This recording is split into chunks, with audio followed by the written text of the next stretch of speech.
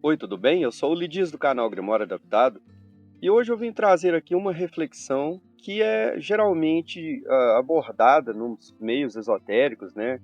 Aqui nos canais do YouTube principalmente, eu já vi várias vezes pessoas aqui trazendo esse assunto sobre trabalhar com anjos, né? Dizendo que eles podem ser muito severos. O que eu entendo sobre isso é algo que vem da própria Kabbalah, que é um conceito de que no mundo atuam forças de bondade e forças de julgamento, né, que são as Gedulot e as Gevurot. Então, essas forças, né, que são responsáveis por manter o equilíbrio no mundo. E o ser humano, né, em sua condição que se relaciona a esse aspecto material que nós trazemos em nossa construção, em nossa essência, ele tem um papel muito importante que é o de trabalhar na correção do mundo e na correção da alma, né? Então tem o Tikkun Olam, né, que está relacionado a essa correção do mundo, já que tudo aquilo que diz respeito à atividade humana no mundo interfere no mundo. Então, uma vez que o ser humano manifesta, através das suas obras, mudanças na realidade, então fica claro, né, que essas mudanças elas impactam não só em sua própria vida, mas também no meio ambiente e nas vidas ao redor, com as quais ele interage, às vezes direta ou indiretamente também. Então esse Tikkun Olam, que seria essa correção do mundo, eu entendo que se relaciona a um conceito, a um entendimento de que o ser humano ele precisa alcançar um certo nível, né, um certo patamar de entendimento, onde, através de uma compreensão desenvolvida, ele possa refletir mais acerca de suas atitudes, acerca daquilo no qual ele se engaja durante a sua peregrinação por esse mundo, a fim de trabalhar de uma forma que promova o bem coletivo. E isso modifica a energia que permeia o mundo. Então, assim, muita coisa de caráter negativo que acontece no mundo, muito provavelmente, se a gente for analisar à luz da Kabbalah, se deve ao fato de emanar, né, de atos, de uma energia que emana do ser humano, de suas atitudes, que emana de suas vibrações. E essa energia emanada de suas vibrações, se ela tem uma natureza negativa, ela vai ficar aderida a uma corrente, como que se fosse uma corrente oceânica, né? Que a gente pode imaginar de uma forma metafórica, que permeia o mundo, né? O oceano ele tem muitas correntes.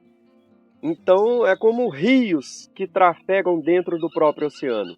Então a gente pode imaginar que se tudo no mundo é energia, né, em várias formas, em vários formatos, né, energia condensada, e existe também uma energia que está em toda parte, em uma forma mais sutil, interagindo e impactando na matéria.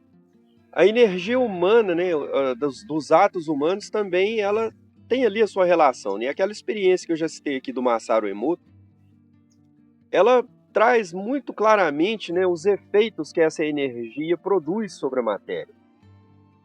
Né? Aquela experiência que vocês vão ver em uns 2 vídeos que eu já devo ter citado aqui no canal.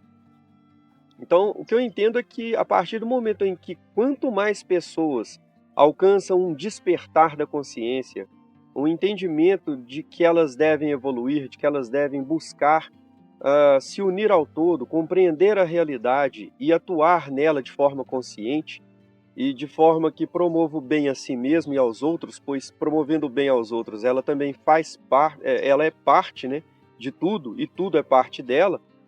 Então, nós não somos seres isolados, né? A gente pensa que a gente está sozinho, o que a gente faz a nós mesmos vai impactar somente a nós mesmos. Mas não, não é assim. A ideia que se tem é de que nós somos parte de um todo. Então, as nossas ações vão influenciar esse todo e vão influenciar a nós mesmos também. Então, a partir do momento que um grupo maior de pessoas atua trabalhando nesse sentido de evolução, de melhorar, de buscar o bem para si e para o seu entorno, essa energia tende a se modificar. Então, quando a gente pensa assim, os anjos, para se trabalhar com eles é meio complicado porque eles podem ser muito severos.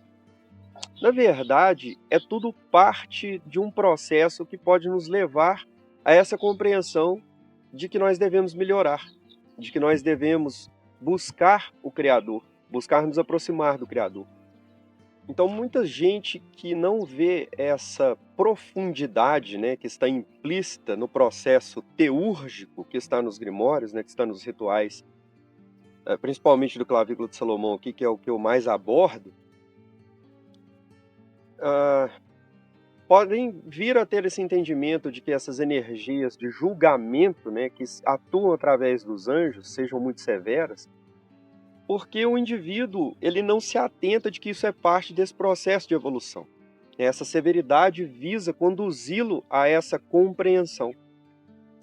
Então, quando a gente busca estar em contato, em alinhamento com essa energia divina, para poder manifestar algo que a gente deseja, a gente deve entender da seguinte forma, né? A Kabbalah traz uma metáfora muito interessante que é assim, que quando Deus está constantemente emanando a sua luz sobre o mundo, ele não pode despejar essa luz sobre o mundo em totalidade, em plenitude, porque o mundo não suporta isso. O mundo não tem estrutura para suportar tamanha luz. O mundo seria destruído se isso acontecesse. Então ele despeja essa luz sobre o mundo em doses, né, menores, e nós, como seres humanos, somos como vasos receptores dessa luz. E toda vez que nós damos espaço para energias negativas, pensamentos negativos, atos negativos, nós provocamos rachaduras nesse vaso, e por onde essa luz se esvai, e fica então ali uma sombra, uma brecha para que energias negativas possam vir se manifestar e trabalhar no nosso ser, trazendo uma contaminação. A Kabbalah trata isso com o nome de clifa, ou clipotes, que são as cascas que cobrem o ser humano, impedindo essa passagem da luz. Então a gente tem que entender o seguinte: a partir do momento que a gente consegue, através das orações e dos mecanismos que são trazidos ali no ritual, ensinando como que você faz para estabelecer esse alinhamento com as energias superiores,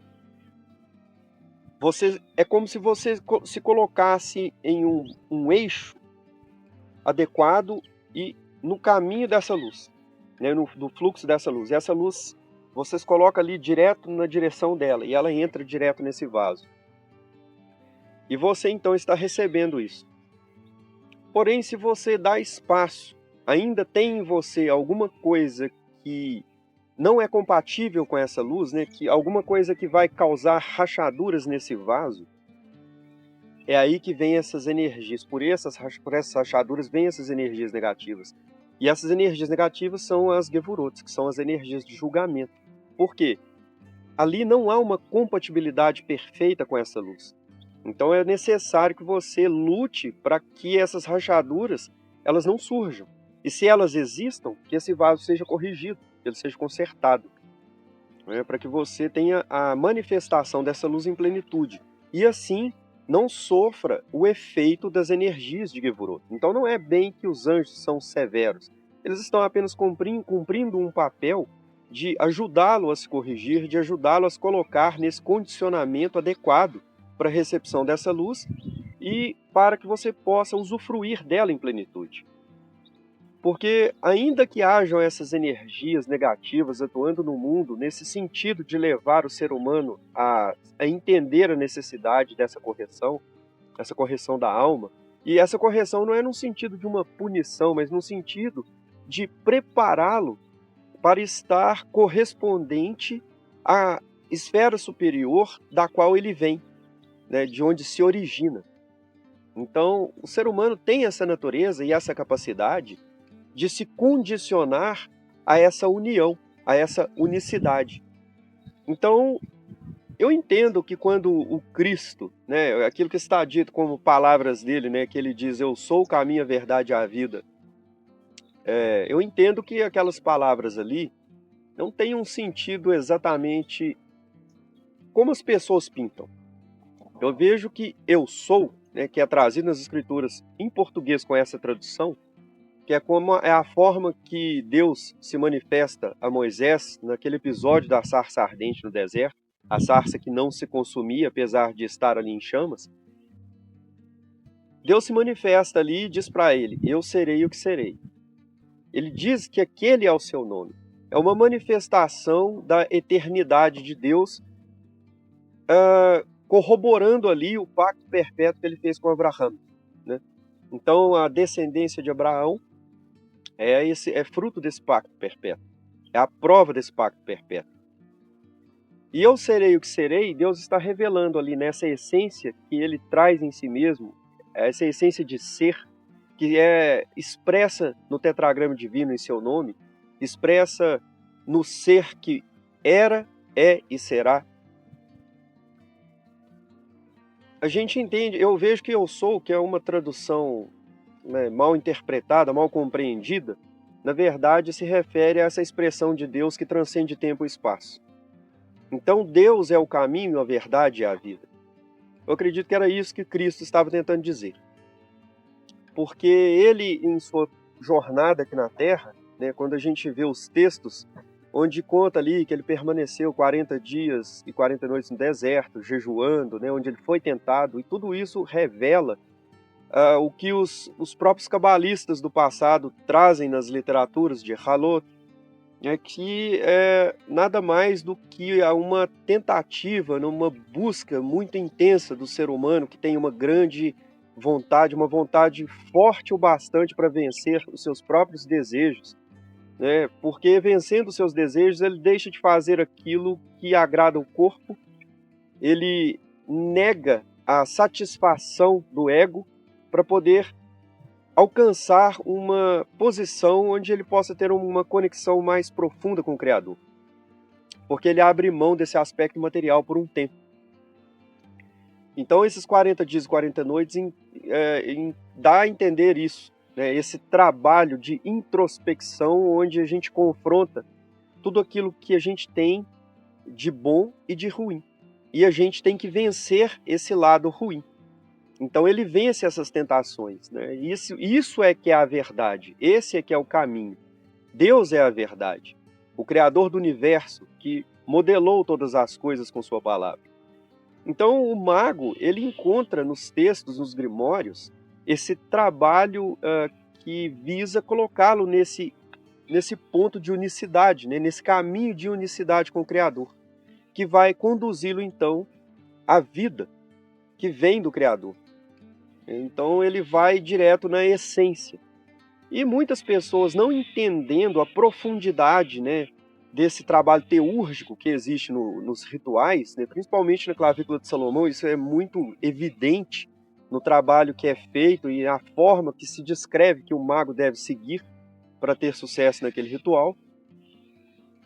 É algo que as pessoas não compreendem, porque a maioria de nós, no dia a dia, enfrentamos problemas que, de certa forma, nos mantém em uma situação em que nós não conseguimos ver Deus. O sofrimento é uma ferramenta que pode levar a uma transformação, que pode conduzir a um clique que leva o indivíduo, então, a querer buscar respostas. E essas respostas, elas estão no Criador. Muitos filósofos já tentaram isso, muitos cabalistas já tentaram isso, deixaram seus escritos, seus pensamentos, suas conclusões. E essa conclusão expressa nessa palavra, eu sou o caminho, a verdade e a vida, me dá a entender isso. Que a busca do homem nesse mundo para fazer essa correção da alma e essa correção do mundo é se colocar nesse caminho que Deus coloca diante de nós, que é vencer as nossas próprias sombras, lutar todos os dias para buscar nos aperfeiçoar, nos aprimorar e agirmos, vivermos cada vez mais em semelhança ao nosso Criador. Eu fico por aqui, a gente se vê. Até mais.